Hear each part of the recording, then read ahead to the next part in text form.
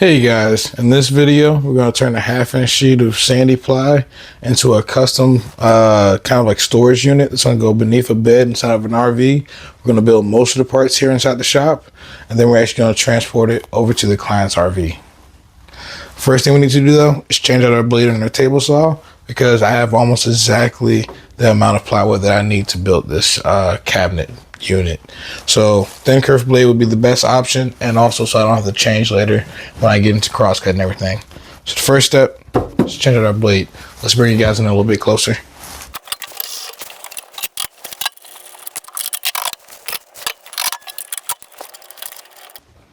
A couple of the reasons why we change out the blade is because we're only cutting through 1/2 inch plywood. This is a combination blade with a 50 tooth count. Typically, if the material is less than about 3/4 of an inch, I think a combo blade is probably the best to rip and cross cut. But if you're going to be ripping material that is thicker than that, I would have kept the 24 tooth in there, made all my rips, and then switched to the combo blade. But because considering how thin the material is overall, I can do it all with the combo blade. So let's get set up to start making our cuts. And so with the ripping that I have to do, one of my panels needs to be 33 3/8. My table saw only has the rip capacity of 30 inches. It might be able to go a little bit further. I'll see if we can get it, but I doubt I can get an extra 3 inches. So what I need to do is set the table saw fence to where I'm going to rip off just enough to leave my 33 3/8. So to do so, I'm going to measure from the side that I want. We're going to mark it at 33 3/8. And then if we pull from this side, I will need 14 9/16 to the left side of my blade. So let's go back to the table saw, set that up, and then we'll slide our plywood through. Alright, so this next little montage is just going to be me breaking down all the plywood, making all my rips and cross cuts. You guys are going to see me use my in-feed planer for my rips and also using it for my crosscut sled when I get to my larger one. You guys will get to see me use my stop blocks and everything else, and how I break down all the plywood to get all my pieces cut. After that, we're going to delve into edge banding, so that'll be our next section.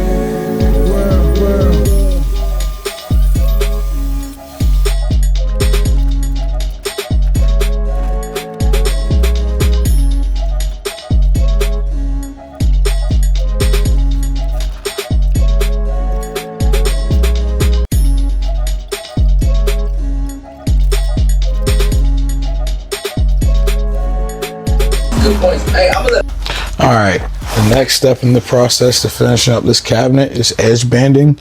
I'm pretty sure every cabinet maker everywhere loves doing it. We're just using some, I believe this one is birch. Yeah, this one is birch plywood edge banding. We're using sandy ply, but it's going to be close enough. This is actually all going to get painted. But essentially the only tools you need to do edge banding is an edge banding trimmer, an iron, the edge banding itself, and probably a razor blade. So first thing we're going to do though is end up setting up our pieces here inside of our vise. These are all of our side panels, so you want to know which piece that you're actually edge banding.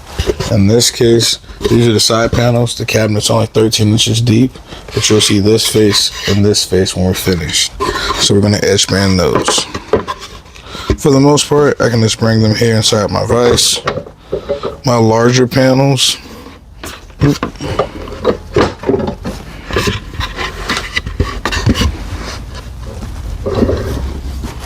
for any of my larger panels, I end up using the bench dogs in the face of the vise. But for these smaller pieces, what you want to do is take a piece and you're going to rough trim it to the length.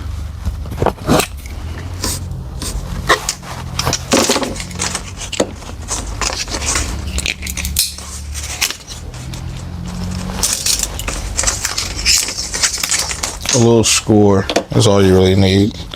This is a fresh roll, so it does have some tape on it, so I want to make sure I remove all of that. Another thing, this is some 7/8 inch edge banding that I have. Typically you want to go a little bit larger than the plywood you're edge banding. We're edge banding 1/2 inch plywood. This is just some leftover that I had. So we're going to see how much of a pain it's going to be to trim this. I'm hoping it doesn't split, but there's a couple techniques that you can do to avoid that, so I'll show those as well. You want to make sure that you have enough, just have a little bit hanging over. And then with your iron set on the hottest setting, you're going to press it on.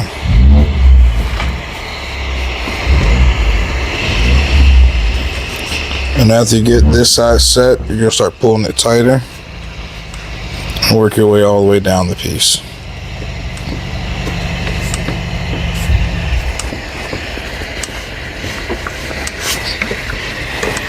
Don't touch the iron.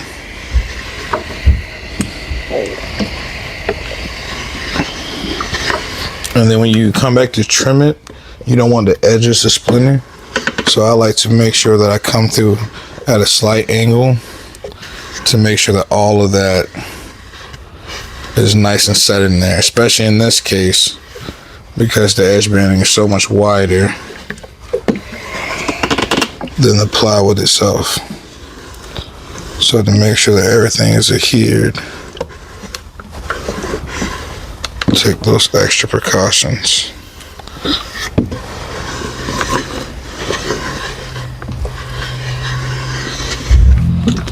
And then we're going to let that sit and we'll trim it off afterwards. I'll bring you guys in a little bit closer.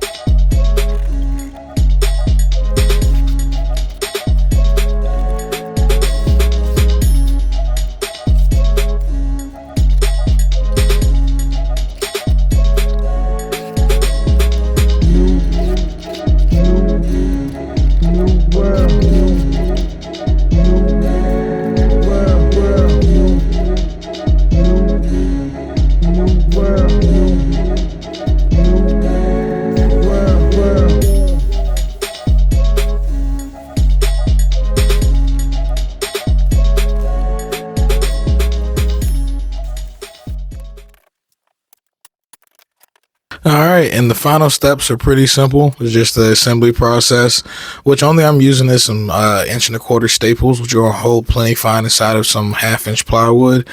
I already pre-painted everything just to get it kind of roughed up. After the staples, I'm going to come back and actually fill in all the nail holes and then come back and give it another coat of paint. And then we're going to actually take it to the job site for the install. I'm going to actually install everything with some cabinet head screws.